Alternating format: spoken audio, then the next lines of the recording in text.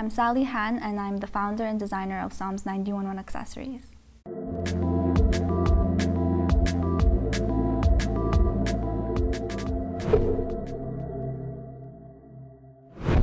My parents are designers, but I was never interested in fashion at all. I knew there were so many other possibilities for me, so I wanted to try something, and I played around with some pliers and some jewelry pieces, and something ignited in me, and I was like really surprised because I didn't know that I can be passionate about anything else but acting. Although I didn't have a budget for it, I took the risk, and I was broke, but I gave it a shot, and it was one of the best decisions I've made. I love the fact that I can use jewelry as a tool for me to express my stories. I've experienced the culture in Africa, and it's something that I want to go back to. I wanted to express the stories that I heard in Africa and experienced, so I decided to launch a collection called Himba Collection, which is a tribe in Africa. It was funny because safari was in at that time, so the media and press were all over it, and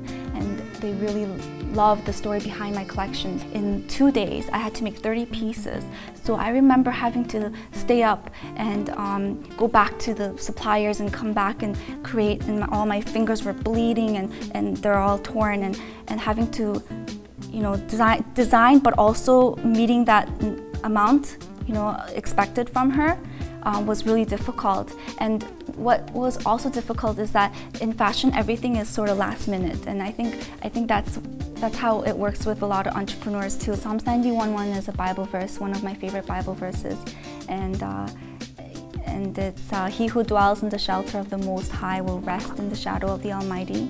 And the whole chapter talks about how God will rescue you when you're in trouble, and it reminds me of how, well, God rescued 911 because it's Psalms 91:1, so that's how I interpret it.